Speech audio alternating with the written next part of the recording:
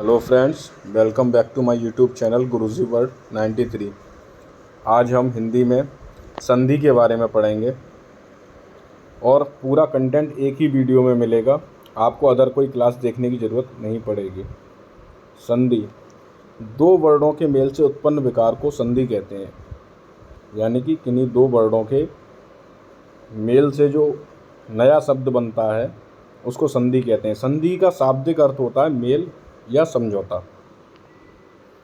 अब संधि विच्छेद, यानी कि अभी हम पढ़ रहे थे वर्णों के मेल से बने विकार को हम संधि कहते हैं, लेकिन दो शब्दों के मेल से बने शब्द को पुनः अलग करने की प्रक्रिया को हम संधि विच्छेद कहते हैं।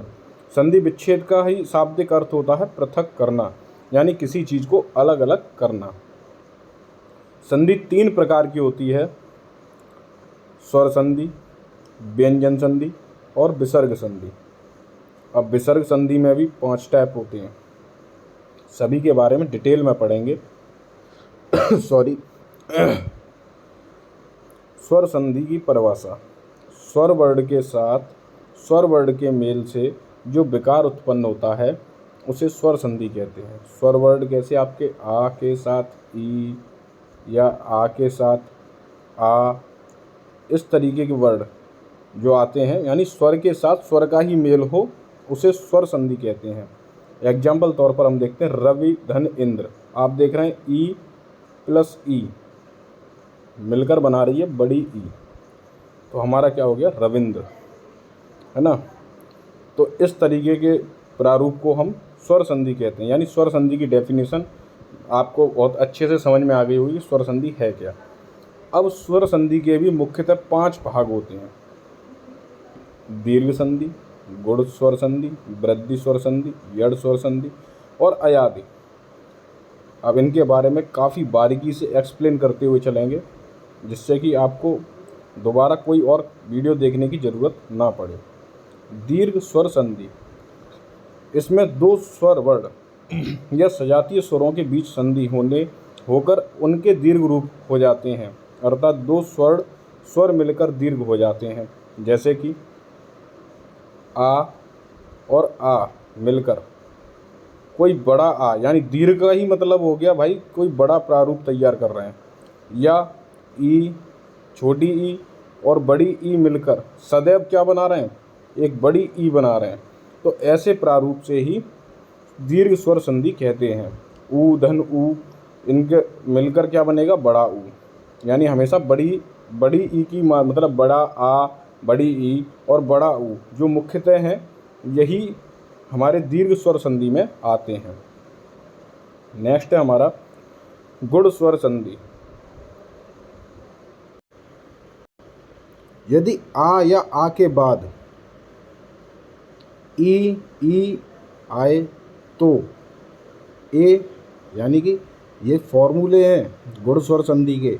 यानी आ या आ के बाद ई आए तो क्या बन जाएगा? ए। और ऊ आए तो ओ, और री आए तो अर। ऐसे जैसे कि अगर आ धन ई इस तरीके से आए तो ये क्या बन जाएंगे? ए। एग्जाम्पल तौर पर समझते हैं, जैसे देव धन इंद्र, तो क्या बना हमारा? देवेंद्र। यानी कि देव धन इंद्र, तो आप देख रहे हैं देव में आ और धन ई किस में कन्वर्ट हो गया? ये ए में। तो एक फॉर्मूला तो हमारा ये बनता है कि आ के बाद अगर ई आए तो ए हो जाता है। आ के बाद यदि ऊ आए तो वो ओ बन जाता है, ये वाला। जैसे वीर धन उचित, वीरोचित। और आ के बाद अगर री आए, यानी आ और आ तो तुम्हारा रहना ही है, इसके बाद अगर प्लस में ई, बड़ी ई, आपका ऊ, बड़ा ऊ और री आए तो आपके मुख्यतः आ का तो हो जाएगा ए, ऊ आएगा तो ओ और री आए तो अर। जैसे कि आ धन री तो हो गया महाधर ऋषि, तो महर्षि, अर आ रहा है महर्षि। नेक्स्ट है हमारा वृद्धि स्वर संधि। अब वृद्धि आप समझिए, वृद्धि हो रही है, यानी कि अब मात्राओं में क्या हो रही है? जैसे उधर ए आ रही थी तो और ओ आ रहा था, अब इधर आएगी बड़ी ए, यानी कि 2 मात्राएं हो जाएंगी और बड़े ओ की 2 मात्राएं हो जाएंगी। तो यदि आ या आ के बाद ए रहे तो ए हो जाता है और ओ रहे तो ओ हो जाता है। जैसे कि 1 धन 1, आप देख रहे हैं 1 धन 1 में हमारा क्या बनना है, आ धन ए, तो इसके बाद क्या बनेगा, बड़ी ए बन जाएगी, तो हमारा हो गया 1 1, ये फॉर्मूला है इसका। और आ के बाद अगर ओ आ रहा है तो बड़ा ओ बन जाता है, जैसे जल धन औद यानी जलोध। नेक्स्ट है हमारा यड़ स्वर संधि। यदि ई ऊ और री के बाद भिन्न स्वर आए तो ई का या, ऊ का वा और री का रा हो जाता है। जैसे कि एग्जाम्पल तौर पर हम समझते हैं प्रतिधन 1, तो हमारा क्या हो गया प्रत्येक, यानी क्या हुआ, प्रति में ई आई और ई के बाद हमारा क्या आया, ए आया। तो ई ऊ और री के बाद यदि भिन्न कोई स्वर आए, इसके बाद कोई भी स्वर आ जाए तो ए, तो ई किसके साथ कन्वर्ट हो रही है, या के साथ। और इसी प्रकार आप देख रहे हैं ऊ और ऊ किससे कन्वर्ट हो रहा है, वा और री रा के साथ। अब जैसे ऊ धन ऊ प्लस भिन्न स्वर, तो अनुधन ए, तो अनवय, ना वा से संयोग करके ये आधा ना और वा बना और सभी खंडों को मिलाने पर अनवय बना। नेक्स्ट है हमारा अयादि स्वर संधि। यदि ए ओ और ओ के बाद भिन्न स्वर आए तो ए का अय, यहाँ मैं अंडरलाइन कर रहा हूँ, वो बहुत इम्पोर्टेंट चीज़ है। बड़ी ए का आय, ओ का अब, ओ का आप हो जाता है। जैसे न धन अन, तो क्या हो गया नयन। तो अभी बताया था मैंने ए आए तो अय हो जाता है। तो आप देख रहे हैं कि बड़ी ए के बाद क्या आ गया हमारे, छोटी ए के बाद हमारे पास क्या आया, आ गया, तो इसका क्या हो गया अय। तो हमने देखा न धन अन तो नयन, न धन इका नायका। अब है हमारा व्यंजन संधि। स्वर संधि में क्या था, स्वर के साथ स्वरों का मेल हो रहा था, लेकिन व्यंजन वर्ड के साथ स्वर वर्ड या व्यंजन वर्ड अथवा स्वर वर्ड के साथ व्यंजन वर्ड के मेल से जो विकार उत्पन्न होता है उसे स्वर व्यंजन संधि कहते हैं। व्यंजन वर्ड के साथ व्यंजन वर्ड का मेल, अब इसमें अलग अलग है, जैसे दिक धन गज यानी दिग्गज। तो यहाँ पे आप देख रहे हैं व्यंजन के साथ व्यंजन का, यानी का और गा, तो यह 2 व्यंजनों के वर्डों के मेल से बना हुआ है। इसका सेकंड टाइप है हमारा व्यंजन वर्ड और स्वर वर्ड। जैसे कि आप देख रहे हैं कि सत धन चित धन आनंद, यानी इसमें व्यंजन ये व्यंजन और आनंद हमारा स्वर हो गया, तो हमारा क्या हो सच्चिदानंद। तीसरा टाइप है स्वर वर्ड और व्यंजन वर्ड का मेल और वर्ड रूपांतरण। अभिधन शेख, तो शेख अभिधन शेख, तो हमारा हो गया अभिषेक। फिर मैंने नीचे बताया आपको से, यानी से को शे में रूपांतर, ये रूपांतरित हो गया। ठीक है, किसी नए वर्ड का आगम जैसे आधन छादन, 4 नए वर्ड का आगम हो गया। तो इसमें जो मोस्ट इम्पोर्टेंट फैक्ट है मैं वो भी आपको बताऊंगा। तो आधन छादन का हो गया आच्छादन, का चा टा ता पा, यानी कि जितने भी स्पर्श व्यंजन हैं जो मैंने आपको पहले अपनी क्लास में पढ़ा चुका हूँ और मैं उसका लिंक भी आपको डिस्क्रिप्शन में दे दूँगा, के बाद कोई स्वर वर्ड आए या वर्गीय व्यंजनों का तीसरा या चौथा वर्ड आए तो ऐसी स्थिति में क्या होता है, का गा, चा का जा, टा का डा, ता का दा और पा का बा हो जाता है। यानी कि स्पर्श व्यंजन में जो हम देखते थे का, खा, गा, यानी वर्ड का तीसरा अक्षर उसमें कन्वर्ट हो जाता है। ठीक है, जैसे कि मैं पढ़ता हूँ जगत धन ईश, अब ता आया और इसके साथ क्या आई, ई आई।